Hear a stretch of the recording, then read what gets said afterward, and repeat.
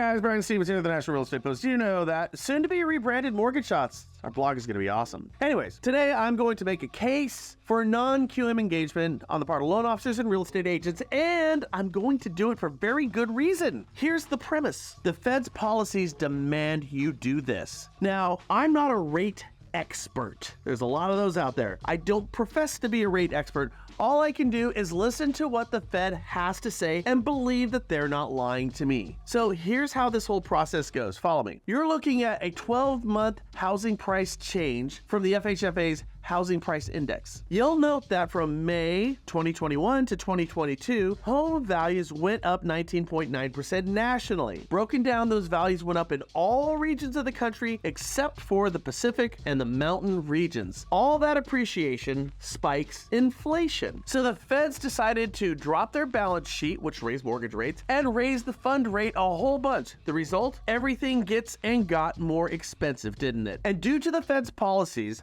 home value appreciation, it just slowed down. Outside of the Pacific and mountain regions, property values kept going up in spite of the Fed's policies. You see, the Feds want the rest of the country to look like the West and the mountain regions, with values actually going down. These home value results should not surprise you. The West always leads the country with changes, meaning the West goes up the first and goes up the highest with values. On the flip side, the West goes down the first and falls the most. You might say what happens in the West is an indicator of the direction of the rest of the country's housing market. So the Fed's policies with rates and their balance sheet did its job in the West, but the rest of the country has failed to follow suit. Your values keep going up. So what is the Fed going to do about this? Well, their last rate hike was unanimous. That should tell you something. Our 5.5-point fund rate is the highest it's been in over 20 years, and nobody on the board blinked at all about making this change. Remember, it was unanimous, meaning the job is not done yet. So again, what will they do? Well, the Fed says in determining the extent of additional policy firming that may be appropriate to return to a 2% inflation rate over time, the board committee will take into account the cumulative tightening of monetary policy. Did you catch that? The Fed says the flogging on you will continue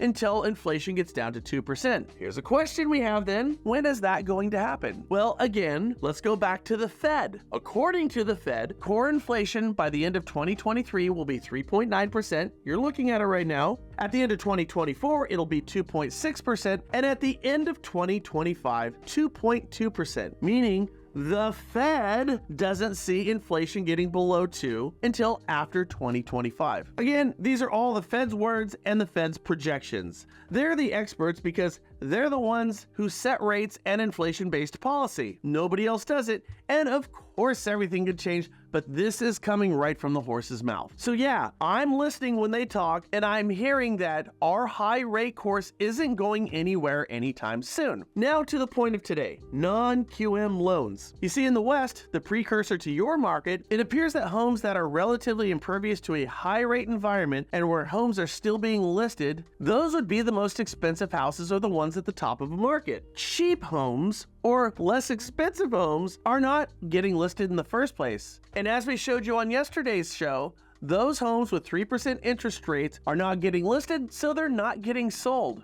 Homes on the high end of the market, the rate impervious housing market, are getting listed and they're actually getting sold. Here's the deal. A disproportionate number of high-cost homes, high-net borrowers, and high-net homeowners have non-traditional sources of income. That being, they're not on W-2s getting a base or hourly rate of pay. Those disproportionate high-net borrowers buying and selling high-value homes are more than likely non-QM borrowers. After all, non-QM loan amounts, the highest in the industry, bear this point out. So with the Fed not changing course anytime soon, remember, take this up with them, guys, not with me, because that's what they're telling us. The remedy for what's ailing you professionally is a large and regular dose of non-QM. Know the products, know how to sell them, and know how to close these deals. Trust me, your production will thank you.